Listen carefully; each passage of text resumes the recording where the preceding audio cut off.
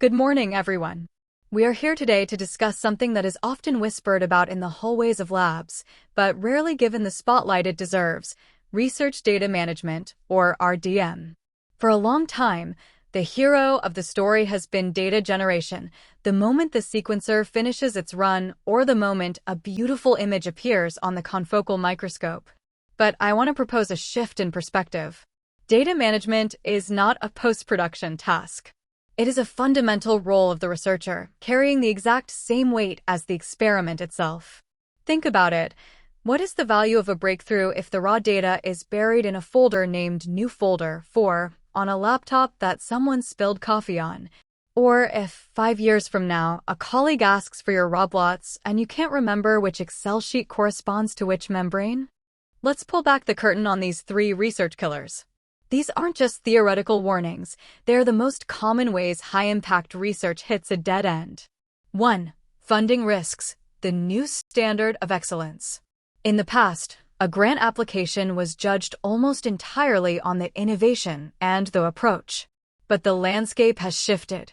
Funding bodies like the DFG, NIH, or Horizon Europe now view data as a public asset. Reviewers are now trained to look for a data strategy. If your proposal says, "We will store data on lab computers," it will be flagged as high risk. They want to see that you've budgeted for storage, that you have a plan for long-term archiving, and that you understand the legalities of data sharing. A robust data plan proves to the committee that you are a disciplined scientist. It suggests that your results will be reproducible and that the taxpayer's investment won't disappear when the grant period ends. 2. Data loss, the single point of failure trap. We've all lived through that cold sweat when a laptop doesn't wake up or a USB stick goes through the wash. But in molecular biology, the stakes are much higher. We are generating massive files. Storing these on local drives is a recipe for disaster. Hard drives have a 100% failure rate over a long enough timeline. Data loss isn't just about broken hardware, it's about human data loss. When a postdoc leaves and the password to their cloud storage is lost, or their naming convention is a mystery, that data is effectively deleted even if the bits are still on the disk. Without a centralized backup system and a clear metadata standard, your research is incredibly fragile. 3. Inaccessibility, the data graveyard. Inaccessibility is the most common killer. It's the slow death of a project. If you can't find the raw data that matches a figure in your draft, you can't publish it. If you can't interpret the column headers in an old spreadsheet, that data is useless. Data Management Plan, DMP. In an ideal world, a data management plan is a living document, a roadmap that tells you exactly where your data will live and how it will be protected. This brings us to the research data lifecycle. Think of this not as a checklist, but as a continuous loop that sustains the life of your lab. Let's break down the links. Plan. This happens before you touch a pipette. It's deciding where the data goes before it's even born. Collect. This is the wet lab phase. How are you capturing metadata in real time? Are you using electronic lab notebooks, ELNs, or sticky notes? Process and analyze. This is where the raw data becomes results. The unbreakable link here is provenance, knowing exactly which script or which software version turned raw file A into final figure B. Preserve. This is the deep freeze for your data. It's moving data from your active workspace to a stable, long-term environment where it can't be accidentally edited or deleted. Share and reuse. This is the ultimate goal. Can another scientist or your future self take your data and arrive at the same conclusion? Why the chain analogy matters. If you have a perfect plan and great collection, but you fail at preservation, the data dies.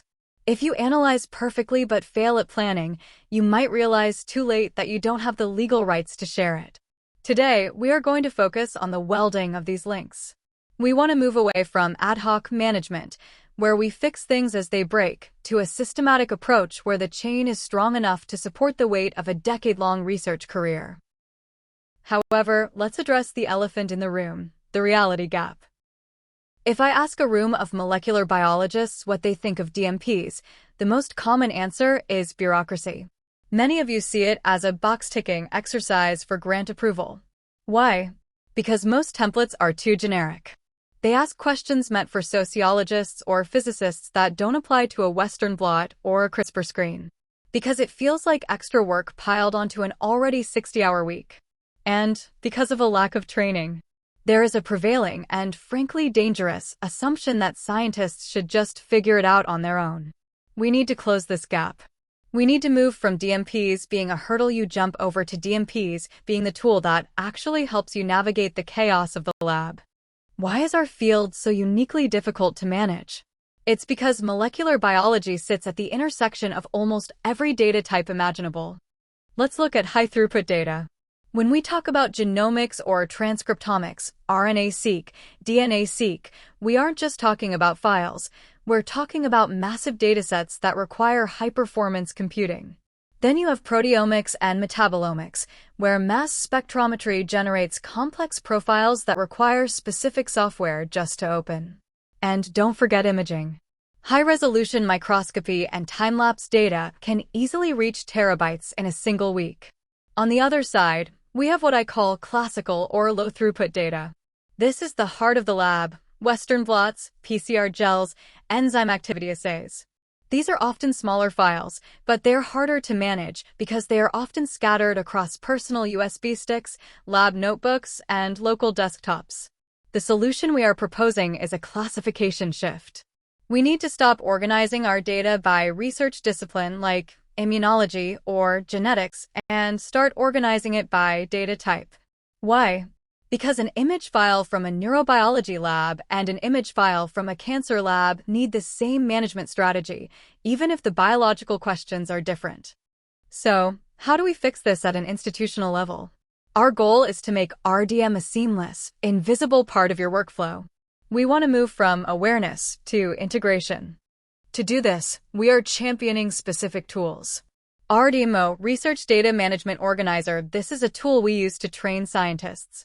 It doesn't just ask you questions, it helps you build a functional plan. RDM, Seq, and Omero. These are specialized platforms. For example, Omero is specifically designed to handle biological images, keeping the metadata attached to the pixels so you never lose the context of your experiment. We are also advocating for policy support. We want institutions to make DMPs a formal part of the research culture, not to punish you, but to provide the infrastructure you need to succeed.